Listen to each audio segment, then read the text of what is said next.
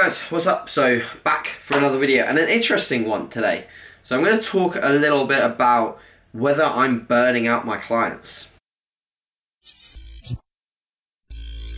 So yes, like I said, interesting one today.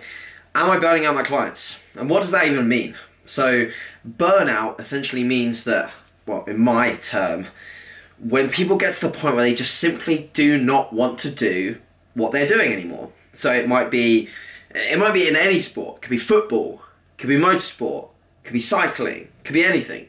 They reach burnout. They simply do not want to do the task at hand anymore. And it's quite easy to reach burnout, in my opinion, in bodybuilding. Bodybuilding is very monotonous. It's a task that is very similar on a day-to-day basis. You eat your food, you train hard, you rest and you sleep and you recover. It's difficult to try and fathom as to how that's enjoyable for some people to do, but obviously for many of us it's very enjoyable and we absolutely love it. But for others it can get to the point where we do reach this burnout phase. We simply don't want to do it anymore, and it's frustrating because sometimes you might want to do bodybuilding in some essence, but you don't want to do it to the extent that's potentially required to reach elite levels or high levels of the sport or win shows. Now, a lot of different things can come into this. Genetics can certainly play a role. If someone has poorer genetics, they may see less progress over the course of time with relevance to effort level, and they may hit a point at which they just think, fuck this, I'm not good enough bodybuilding, let's quit, let's do something else. Fair play. But there are people at the elite end of the sport that have unfavourable genetics. And they've reached that peak of the sport because they have never, ever given in. They just won't give up. They love the sport, they love the day-to-day monotony, and they just want to do that day in, day out. And that's super cool.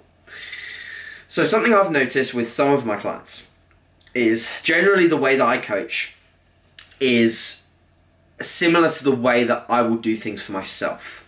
So I want to eke out every ounce that I can as a natural athlete. I want to make sure everything is on point, from nutrient timing, sleep, rest, recovery, volume, intensity, everything. I want everything to be pretty much picture perfect. And the issue arises, guys, is when people simply do not want to do what it takes to potentially be the best that they can be.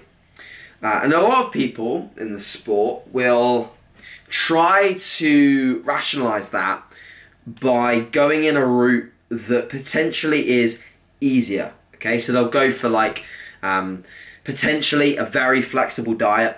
They'll go for a very flexible training approach, and they'll just try and create as much variety to create an external stimulus that keeps them motivated to do the things that will take them to the next level. And of course, you can get pretty damn good results doing that. There's absolutely no issues with being flexible with your food. There's absolutely no issues with being flexible with your training. But I would always argue, is that an optimal approach? Is that something that will take you to potentially the best you can ever be?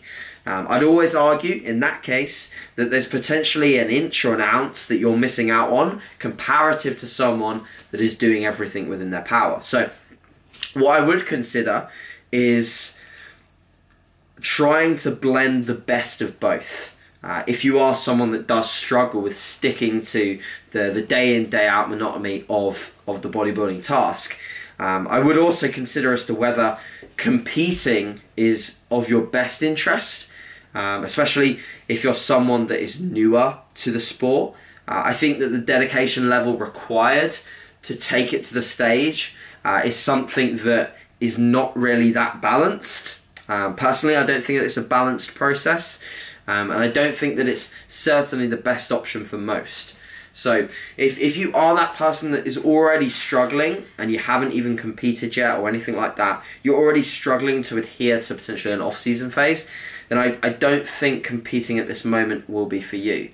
And to bring it back to the initial sort of topic of the video as to, am I burning out my clients? I've seen people that I initially thought would be very good candidates in terms of dedication level, commitment, and just the general love for what they're doing, and they've fallen off. They don't want to do it anymore. And this is not just one person, this is several. And sometimes it makes me think, is it the way that I coach? Is it the way that I potentially do things for my clients, or the way that I say things? And maybe it is, but I'm going to be very brutal and honest. I'm not going to be changing anytime soon in terms of the way that I do things for my clients. I want results. I want my clients to love it as much as I do, and I want to create a unity, a team of people that all want it. They all want to be epic, right? That's what I want. And this is not to exclude anyone that potentially feels like they're not in that bracket, because I work with some of those people and they're very much aware that sometimes they don't give it 100%. Sometimes they don't tick all the boxes, and they're aware that that's fine, and they're aware that that's why, but they still do it. They still like doing the majority of the tasks that takes them towards their bodybuilding goal, but they potentially don't do everything to a T like the majority of us. So that's what I wanted to discuss today. There's no harm, there's no reason why you can't be more flexible in your approach. But for me and the people that I generally work with, it's a case of optimality, and it's a case of how much do you really want to give to a given goal. And that's what motivates me to do what I do. So I hope that that transfers into the client base that I work with. And for what I've seen, the people that I've put on stage and the people that I'm currently coaching that are working towards the stage this year, it's certainly paid off within their personalities and what they are doing, what they're saying. I watch some of my guys' videos. You know, Kane has a YouTube channel. A few other of my guys speak very frequently on Instagram stories. I watch what they say, and I'm liking it. I'm really liking it, because it's rubbing off, and that's what I want to create. You know, that level, that drive, that determination that I want to sort of embed in my clients. So I think that I'm not burning out my clients. I'm maybe showing some people that they don't want to do it to the rate or the degree that some others are doing it. And I think that coinciding with that is having a positive influence on the people that do really want to give every ounce. Cool.